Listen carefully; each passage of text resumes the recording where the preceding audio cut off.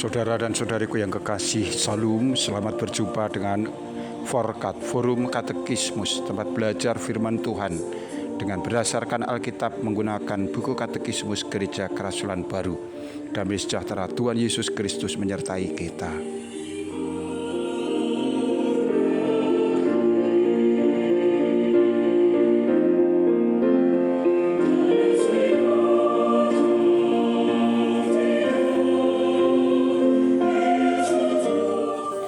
Saudaraku yang dikasihi Tuhan, kini kita telah sampai pada edisi yang ke-44, soal nomor 64. Apakah petunjuk-petunjuk tentang Allah Tritunggal yang tercatat dalam Perjanjian Baru? Ketika Yesus, Sang Putra Allah, dibaptis di Sungai Yordan, langit terkoyak dan Roh Kudus turun ke atasnya seperti seekor merpati.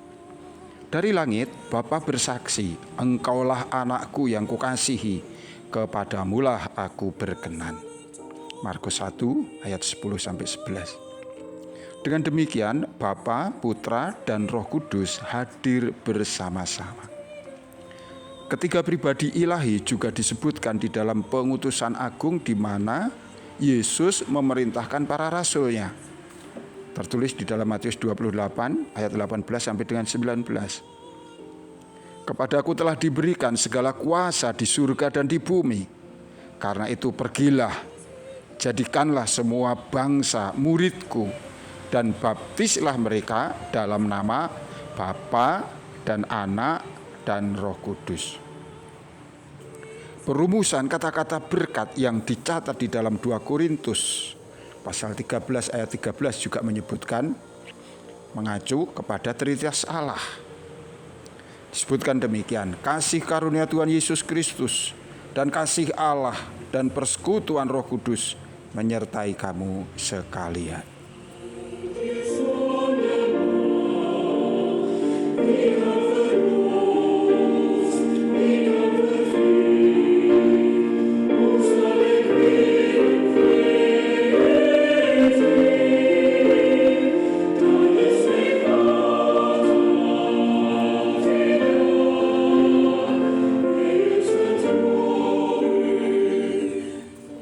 Meskipun Perjanjian Baru tidak berisi rumusan pengajaran yang penuh tentang Trinitas, tetapi di sana mencatat peristiwa-peristiwa dan rumusan-rumusan yang menunjukkan dengan jelas tentang Trinitas Ilahi dan aktivitasnya di dalam sejarah keselamatan.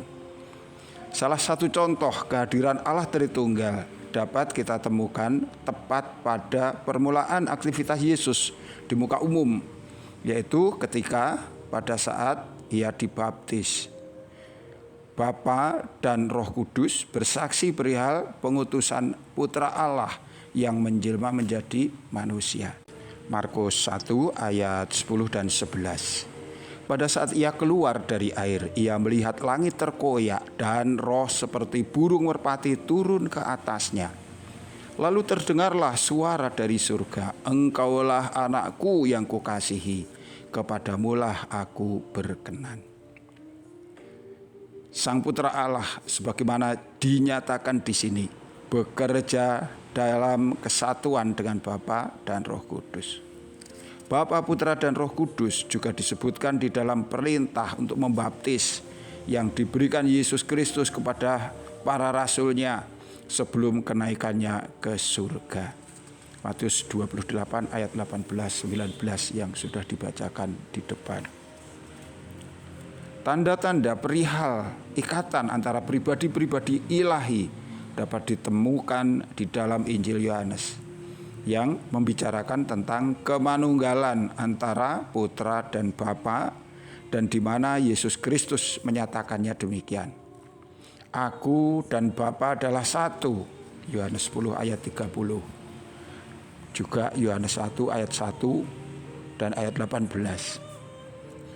Janji akan Roh Kudus juga bersaksi tentang Trinitas Allah sebagaimana tertulis di dalam Yohanes 16 ayat 13 sampai dengan 15 yang demikian. Namun apabila ia datang, yaitu Roh kebenaran, ia akan memimpin kamu ke dalam seluruh kebenaran. Sebab ia tidak akan berkata-kata dari dirinya sendiri, tetapi segala sesuatu yang didengarnya itulah yang akan dikatakannya. Dan ia akan memberitakan kepadamu hal-hal yang akan datang. Ia akan memuliakan aku, sebab ia akan memberitakan kepadamu apa yang diterimanya dari aku. Segala sesuatu yang Bapa miliki adalah milikku. Sebab itu aku berkata, ia akan memberitakan kepadamu apa yang diterimanya dari aku.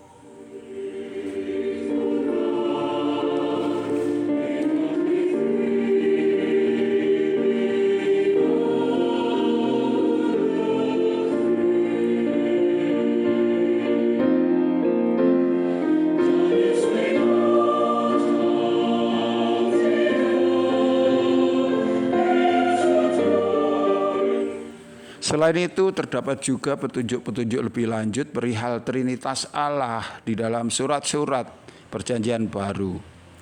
Hal ini dapat ditemukan di dalam puji-pujian kepada Allah dan juga di dalam kata-kata berkat tertentu.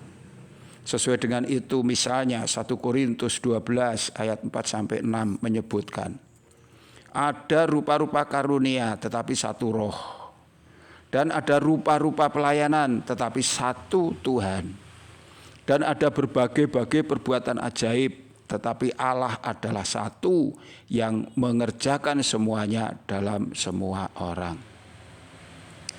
Ayat ini menunjukkan keistimewaan Allah sebesar dengan pernyataan dirinya yang bermacam-macam dari pribadi-pribadi ilahi. Bahwa aktivitas Allah memberikan bukti mengenai hakikat Trinitasnya juga disaksikan di dalam surat Efesus pasal 4 ayat 4 sampai dengan 6. Satu tubuh dan satu roh, sebagaimana kamu telah dipanggil kepada satu pengharapan yang terkandung dalam panggilanmu. Satu Tuhan, satu iman, satu baptisan, satu Allah dan Bapa dari semua. Allah yang di atas semua dan oleh semua dan di dalam semua.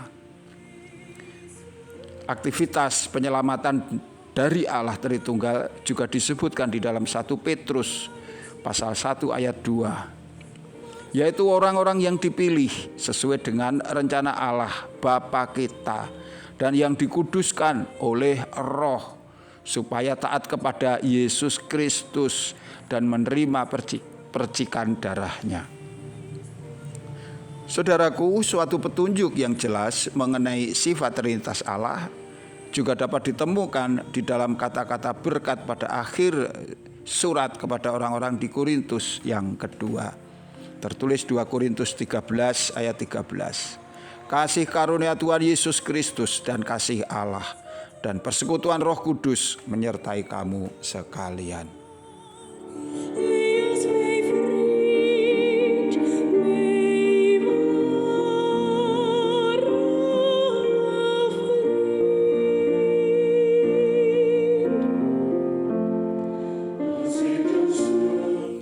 Saudara dan saudari yang terkasih, kembali kita belajar tentang Allah.